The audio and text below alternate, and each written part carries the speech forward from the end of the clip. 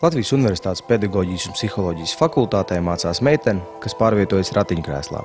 Ejot uz skolu, Sintijai atliek vien cerēt, ka būs kāds, kas viņu ievadīs skolā un uzvedīs uz otro stāvu.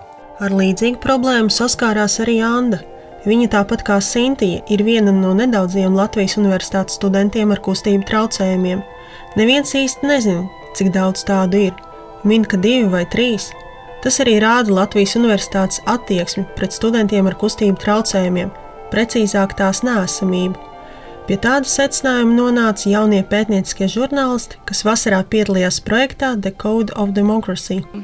Konkrēti mūsu gadījumā bija diezgan skarba pieredze, tāpēc, ka cilvēks, kuru mēs intervējām, pētījuma beigās nomira. Tieši Anda deva mums iespēju turpināt šos projektus un cīnīties par cilvēku ar kustību ierobežojumiem tiesībām.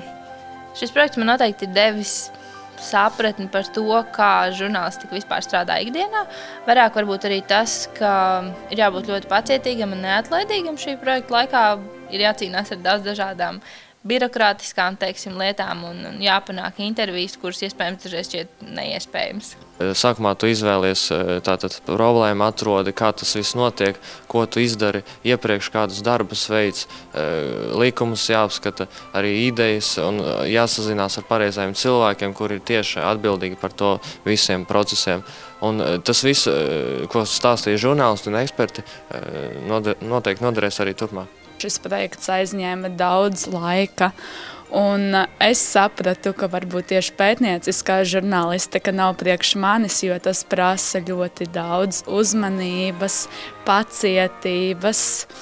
Tādējādi es varētu teikt, ka šis projekts ir domāts tieši tādiem cilvēkiem, kuriem tā piemīt. Latvijā ir iespējas kaut ko uzlabot arī, jo cilvēkiem ir nepieciešama palīdzība.